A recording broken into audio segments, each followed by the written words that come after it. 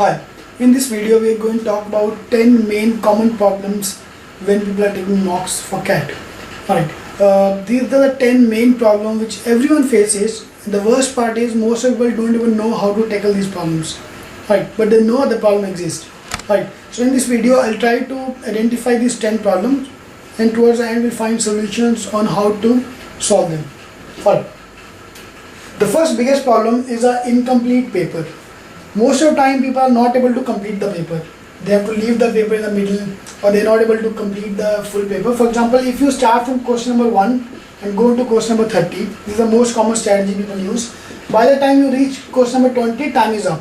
18, 20, 22, depending upon how good you are, the time will be up.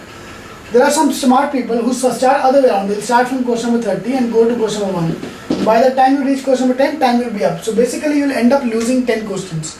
So it's the biggest sin. Leaving an incomplete paper is the biggest sin. Right. So that's the first biggest problem which people are facing. Second is the speed. Now this is a very tricky question because of negative marking. You have to run, in the meanwhile you have to be more accuracy. So speed and accuracy go hand in hand. So it's very difficult to optimize these two.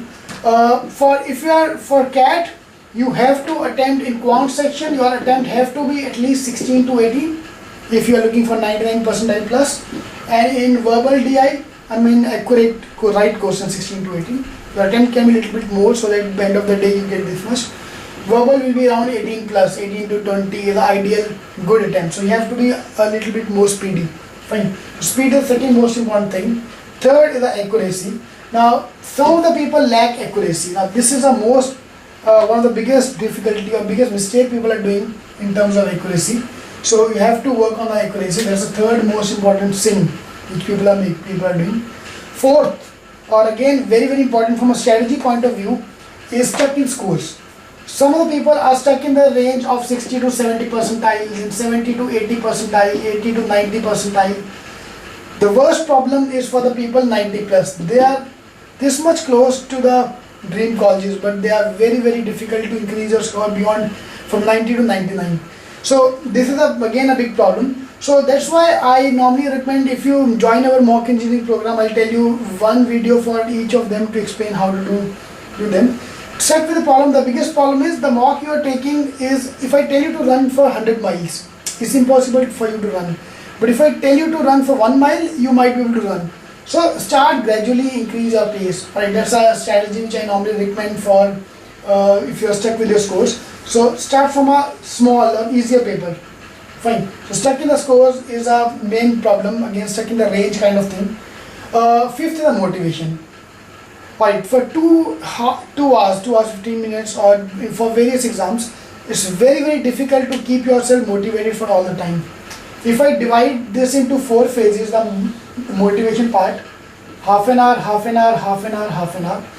Your first half an hour, you have the perfect accuracy, everything is good, speed, accuracy. For the second half an hour, and this 1 hour, your performance is like this. And last half an hour, again you try to jump back into the speed. So this is a typical curve which I've seen across the exams, across the students. So first half an hour, everything is good accuracy, good speed, perfect. Second half, the speed is lowest, this phase. So your speed falls like anything. And the last half, your speed increases but your accuracy falls. Fine. So this is a typical problem.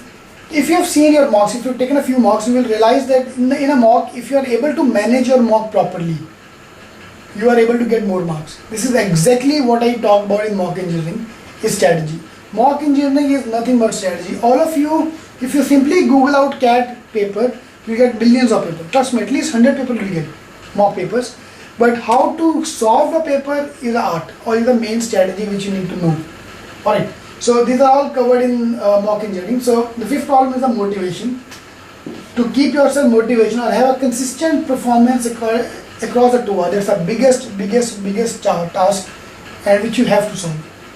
Sixth is a nonsense mocks. Most of the people don't even realize the mocks you are taking are nonsense. Are either A, very difficult according to the CAT papers, or very easy.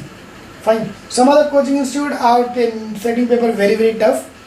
What the mistake they are doing, they are targeting the people with 99 percentile plus.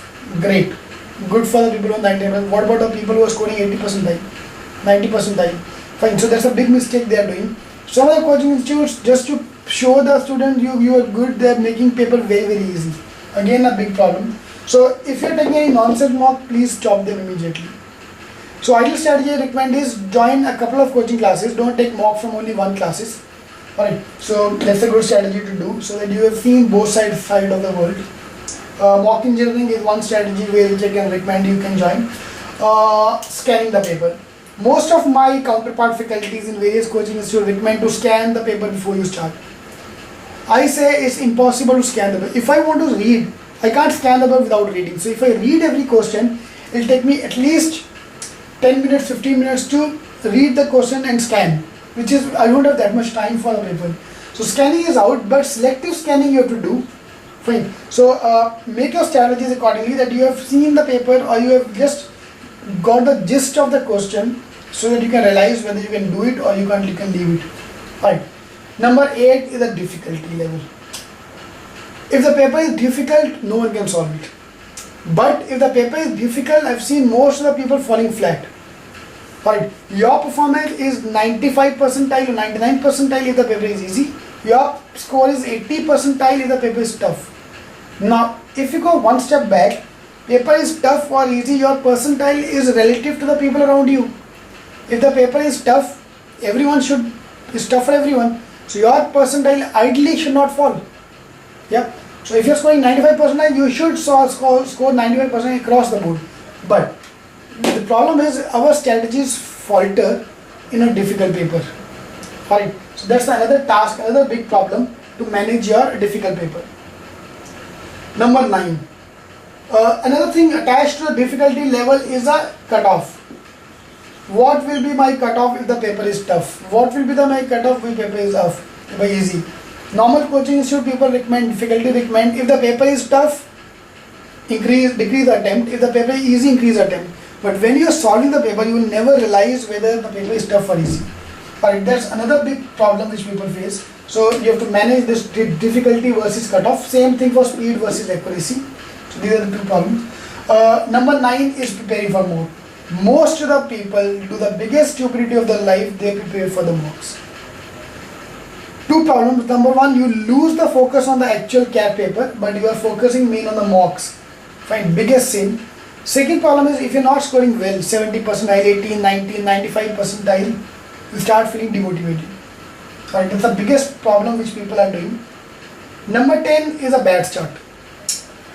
What I mean by bad start, if you are unable to solve the first few questions, end of it. I'm taking CAT for last 6 years now. The most common thing, every year I see a couple of students around me crying during the paper. Alright, there's a lovely girl sitting next to me last year, this year CAT paper. She started the CAT paper. In the first 5 minutes she realized she's not able to solve anything, and boof, she's gone. She started crying, they took her out and gave her water and all. Then when she came back and she became normal and started solving a few questions. Towards the second half the questions were quite easy in this year paper. So by the time she realized, the time was already up. So she lost it completely. Fine. So that's the biggest. So these are 10 problems which normally people see. I'll just summarize them. Incomplete paper, speed, accuracy, stuck in their range of scores or percentiles, motivation during the complete 2 hours, nonsense mocks, the mocks you are taking, scanning the paper, difficulty level, preparing for mocks, bad start. Alright, these are the 10 things which the problems are. One strategy which I normally recommend is a mock engineering strategy where we divide the paper into phases. What I've done is I've divided the mock engineering.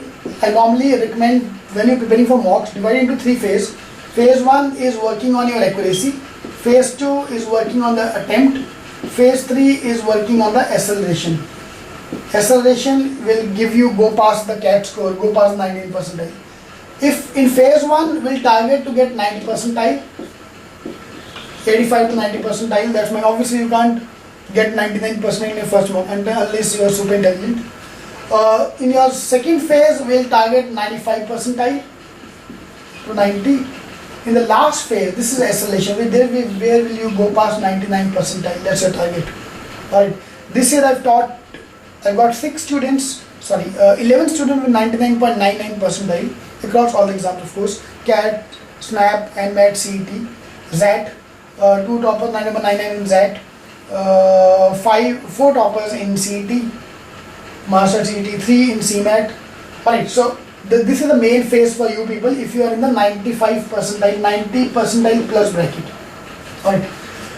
Second thing is the number of mocks. Yes, I recommend taking as many mocks as you can. 50 is my thumb rule. If you have taken 50 mocks, you are prepared for everything.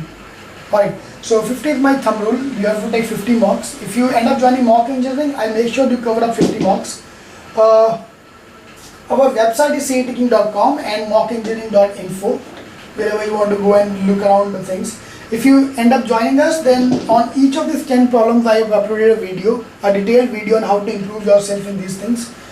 Alright, so that's all from my side. So please improve yourself in the mock strategies. It's very important. The objective of the mocks is to define your strategies.